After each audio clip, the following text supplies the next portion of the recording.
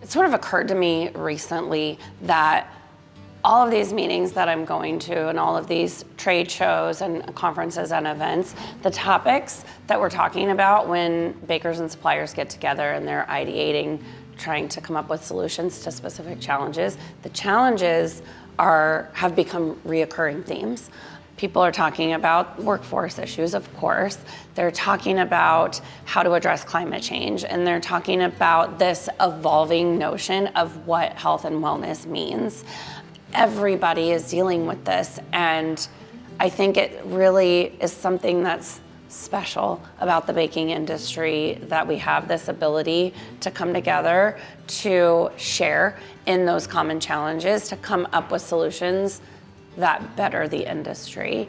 Something that I really love about this issue is that it sort of brings the whole year, and I've talked about it a lot in other editors' notes, how many innovators we have who are standing on the shoulders of those trailblazers that came before. And we bring that together in this issue when we celebrate these industry innovators who are sort of next gen, and we have the supplier solutions, and those are kind of what's laying the foundation for these innovators to really do what they do best. And I love how that has come together. And then we're also looking at these incubator programs and these programs at K-State where it's not just about enabling the innovators who are already in the industry, but it's opening the door for these new people to come in, for the true next generation to enter our industry and have a foundation that is going to enable them to do really great things for the future.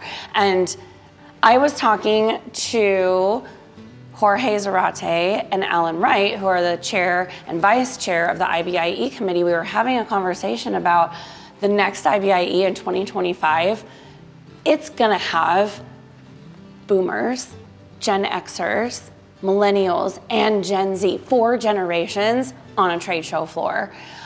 I don't know that that's ever happened. That's amazing. And I just love this time that we're in, that we are celebrating our history and welcoming our future. And that is just so exciting, and it's just an amazing way to end this really productive and busy year.